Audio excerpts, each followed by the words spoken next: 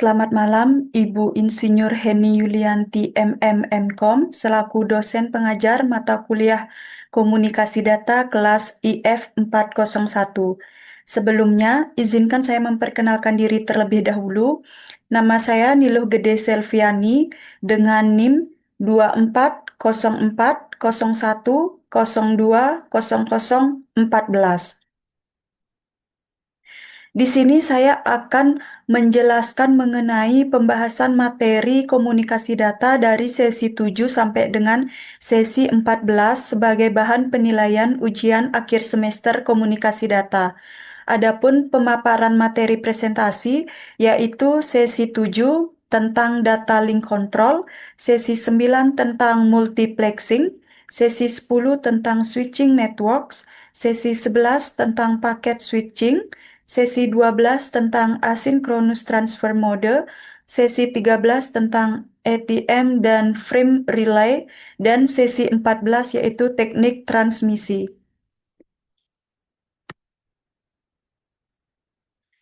Sesi 7 yaitu data link control. Di sini saya membahas mengenai pengertian data link control. Data link control merupakan pengiriman data melalui link komunikasi data yang terlaksana dengan penambahan control layer dalam tiap device komunikasi. Untuk melihat kegunaan data link control, ada beberapa hal yang berkaitan dengan komunikasi data agar berjalan efektif di antara dua stasiun atau transmitter receiver yang terhubung, yaitu ada kontrol aliran. Ini menjamin pengiriman entitas yang tidak akan mengganggu receiver dan mencegah buffer overflow atau kepenuhan. Kemudian waktu transmisi. Waktu diambil untuk mengeluarkan semua bit ke dalam media transmisi. Terus selanjutnya waktu propagasi, yaitu waktu sebuah bit yang menyelesaikan perjalanan di jalurnya. Nah, ini merupakan contoh gambaran dari model frame transmisi, di mana ada source dan destination. Gambar yang pertama yaitu tentang gambar error free transmission, dan yang kedua yaitu transmission with loss and error. Dari gambar tersebut diasumsikan bahwa semua frame yang dikirimkan berhasil diterima dengan sukses. Tidak ada frame yang hilang ataupun tidak ada frame yang datang mengalami error. Selanjutnya, frame-frame tersebut tiba bersamaan dengan dikirimkannya frame, yang bagaimanapun juga masing-masing frame yang dikirimkan sebelum diterima akan mendapatkan delay fase saluran yang besarnya berubah-ubah.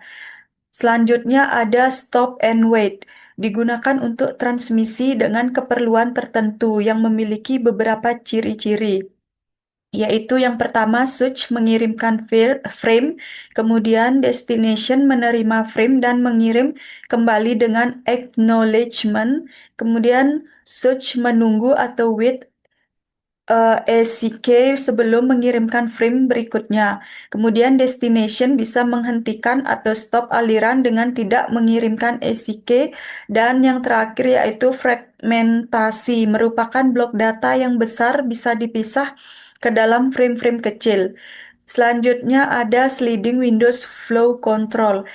Sliding Windows Flow Control ini terdapat banyak frame yang bisa dalam kondisi transit. Setiap frame diberi nomor dengan modulo 2K. Berikut adalah contoh dari diagram sliding windows. Ini merupakan gambar dari diagram sliding windows. Adapun perbaikan sliding windows yaitu bekerja dengan cara receiver dapat menerima atau acknowledge frame tanpa persetujuan transmisi berikutnya atau receive not ready. Kemudian sliding windows ini harus mengirimkan sebuah normal acknowledge untuk memperbaiki pengiriman atau resume. Jika duplex menggunakan piggybacking, high level data link control yang terdiri dari satu HDLC yang terdiri dari primary station, secondary station, dan combined station. Kemudian operasi HDLC melakukan pertukaran informasi supervisory dan frame-frame yang tidak bernomor.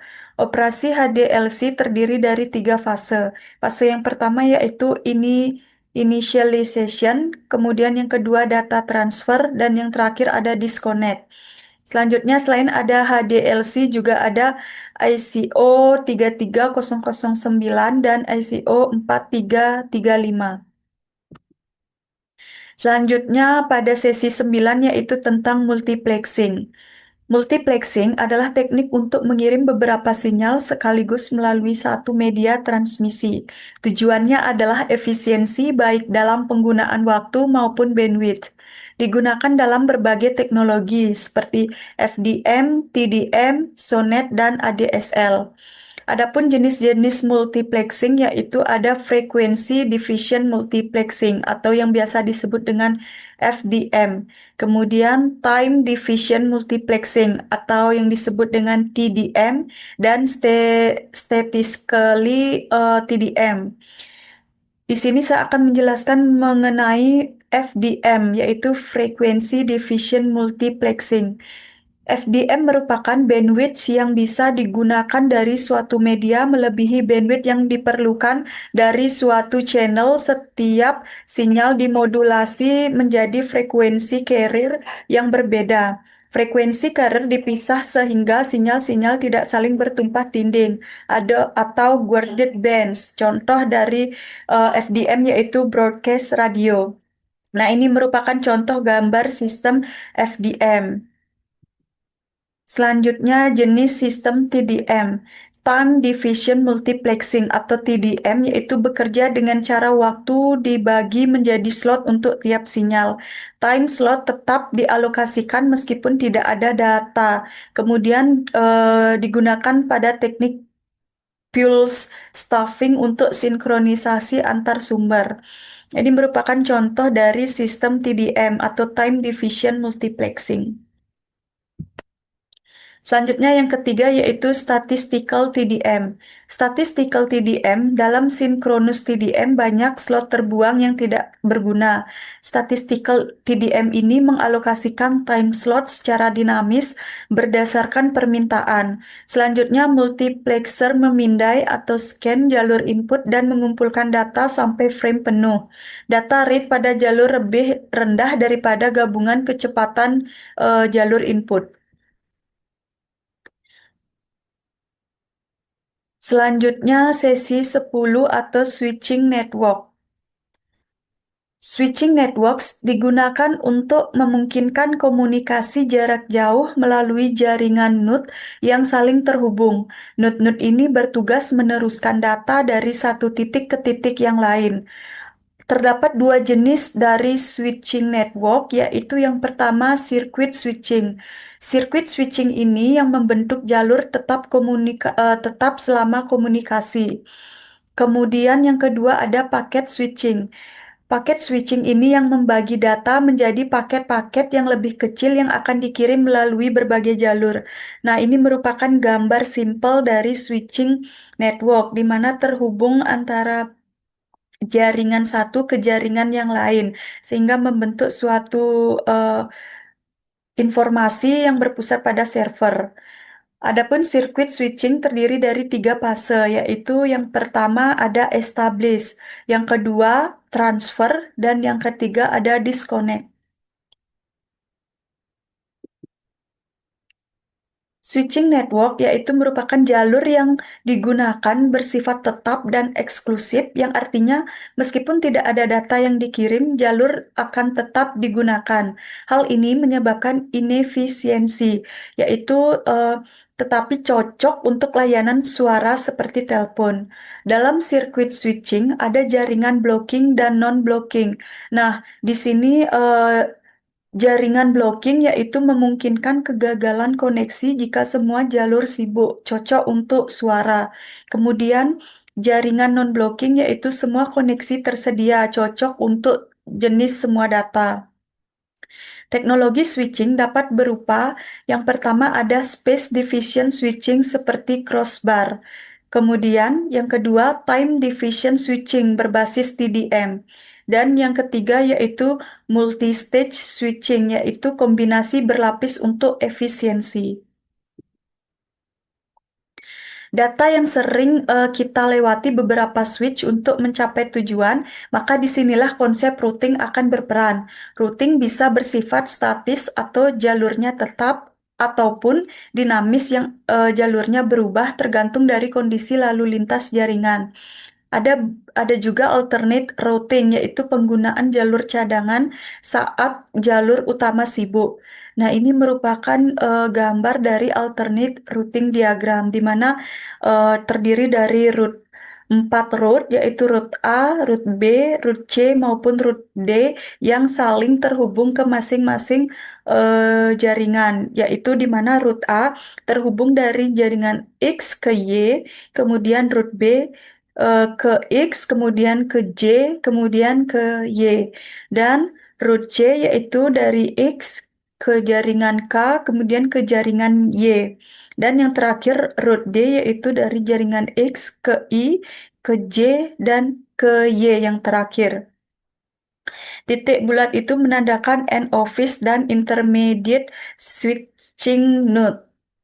Kemudian ada juga jenis topologi dan routing table. Di sini selanjutnya saya akan membahas tentang signaling. Kontrol dari signaling yaitu suatu proses yang mengatur komunikasi seperti ada nada sambung, dring maupun nada sibuk. Kemudian ada pengiriman nomor yang ditekan dan ada juga yang mengakhiri panggilan. Tipe signaling ada dua, yaitu jenis yang utama ada in-channel signaling, kemudian yang kedua ada common channel signaling.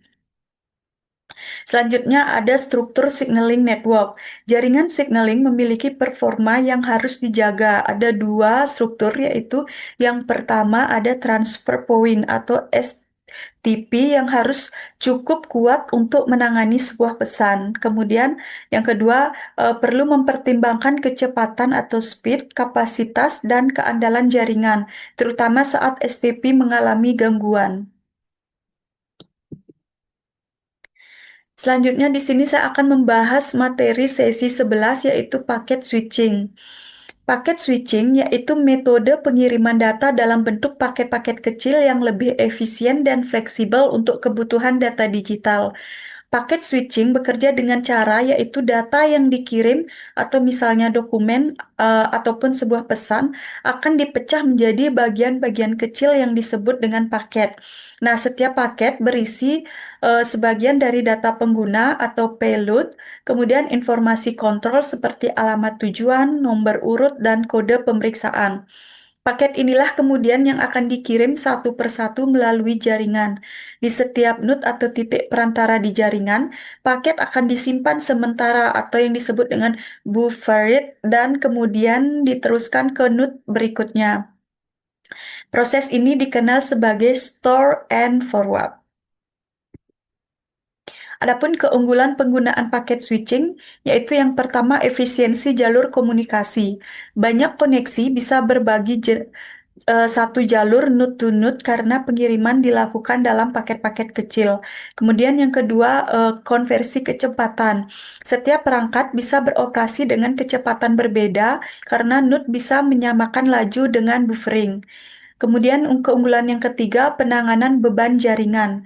Jika jaringan sedang sibuk, paket akan tetap diterima dan ditunda pengirimannya. Hal ini memungkinkan manajemen prioritas. Kemudian keunggulan yang keempat yaitu fleksibilitas dan skalabilitas. Jaringan dapat dengan mudah diperluas dan mendukung banyak pengguna sekaligus. Teknik utama paket switching ada datagram dan virtual circuit. Datagram yaitu setiap paket diperlakukan secara independen. Kemudian tidak ada jalur tetap, paket bisa melalui route yang berbeda. Paket bisa sampai tidak berurutan bahkan hilang atau secara acak. Tugas penerima untuk menyusun kembali urutan dan memperbaiki kehilangan data. Sedangkan untuk yang virtual circuit yaitu sebelum paket dikirim, dibuat jalur logis terlebih dahulu atau mirip seperti jalur virtual. Kemudian proses ini dimulai dari call request dan diakhiri dengan call accept seperti handshake. Setelah jalur virtual terbentuk, semua paket akan melewati jalur yang sama dan memiliki virtual circuit ID, bukan alamat lengkap. Proses routing cukup dilakukan sekali di awal saja. Dalam prakteknya, jaringan bisa menggunakan kombinasi antara metode virtual circuit dan datagram, baik di tingkat pengguna atau eksternal maupun di tingkat internal jaringan. Beberapa kemungkinan kombinasi. Yang pertama, virtual circuit eksternal dan internal. Jalur tetap digunakan dari ujung ke ujung. Kemudian yang kedua, virtual circuit eksternal dan datagram internal. Dari luar terlihat stabil, tetapi di dalam jaringan routing bisa dinamis. Kemudian yang ketiga, datagram eksternal dan internal. Semua paket bebas dan independen. Yang keempat, datagram eksternal dan virtual circuit internal.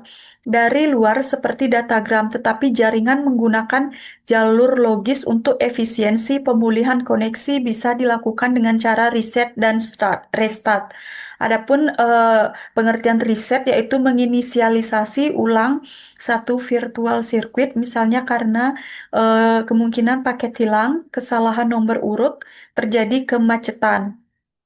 Sedangkan restart yaitu mereset semua virtual circuit sekaligus, biasanya jika jaringan sempat tidak tersedia.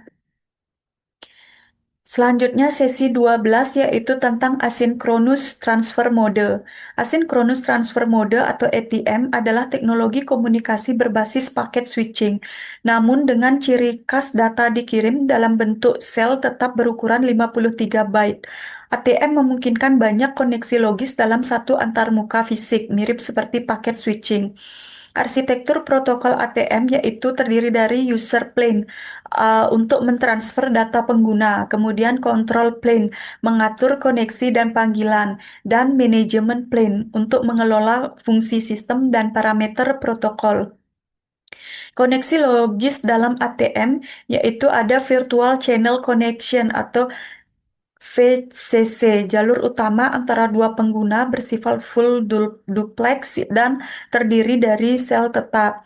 VCC dipakai untuk data pengguna, sinyal kontrol, dan manajemen jaringan. Kemudian ada Virtual Path Connection atau VPC, sekumpulan VCC dengan titik akhir yang sama, mempermudah pengelolaan dan meningkatkan keandalan jaringan.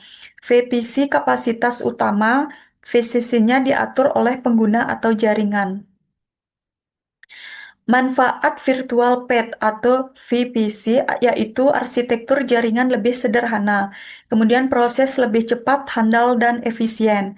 Ada waktu inisiasi koneksi lebih singkat, layanan jaringan menjadi lebih fleksibel.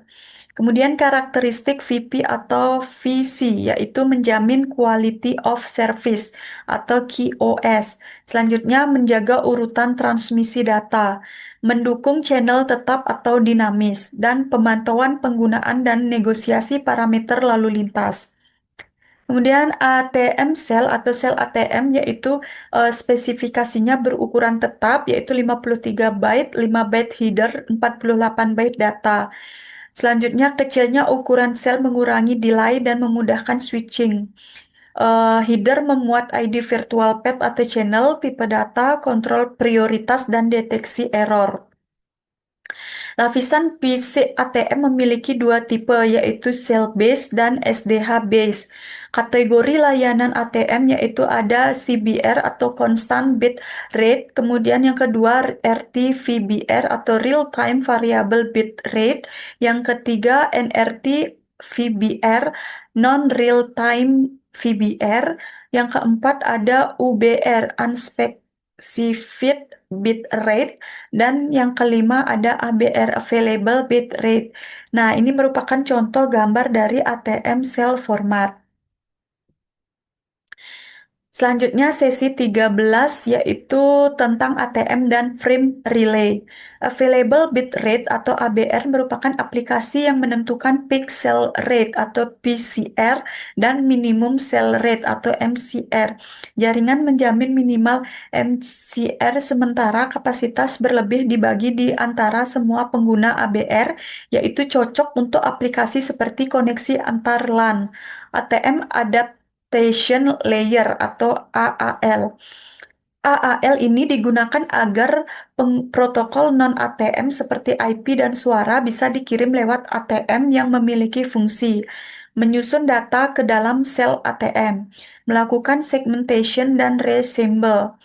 Selanjutnya menangani kesalahan transmisi dan kontrol aliran. Protokol AAL terdiri dari dua sublapisan. Ada lapisan SAR yang disebut dengan segmentation and reassemble, yaitu memecah dan menyusun kembali data. Kemudian yang kedua CS, convergence sublayer, yaitu menyesuaikan data dengan kebutuhan aplikasi. Ini merupakan contoh dari AAL atau ATM Adaptation Layer. ALL dan frame layer jenis AAL ada AAL1, AAL2, AAL3 atau 4 dan AAL5. Selanjutnya frame relay. Frame relay yaitu pendahulu ATM dirancang lebih efisien dari X25 dan muncul sebelum ATM. Walaupun ATM lebih canggih, frame relay masih banyak digunakan karena basis terpasang yang lebih besar.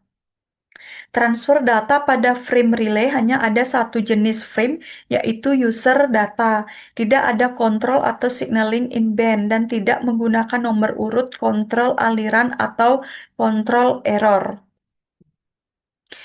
Adapun keunggulan dan kekurangan dari frame relay. Keunggulannya, yang pertama, proses komunikasi lebih ringan. Kedua, delay rendah, throughput tinggi. Ketiga, cocok untuk kecepatan di atas 2 Mbps. Sedangkan untuk kekurangannya itu tidak ada kontrol error antar hop, hanya end-to-end jika diaktifkan. Arsitektur protokol frame relay, yaitu ada control plane, user plane. Control plane merupakan komunikasi antara pelanggan dan jaringan. Control plane ini menggunakan channel logis seperti pada sirkuit switching yang mengandalkan LAPD Key 921 untuk kontrol sinyal. Kemudian yang user plane merupakan komunikasi end-to-end antar pengguna. User plane menggunakan LAPF Ki 922 yang menangani tentang pembingkaian dan transparansi data, kemudian multiplexing dan deteksi error dan kontrol kemacetan. Nah, di sini saya membahas sesi yang terakhir yaitu 14 tentang teknik transmisi. Mode transmisi data ada dua jenis yaitu parallel transmission dan serial transmission.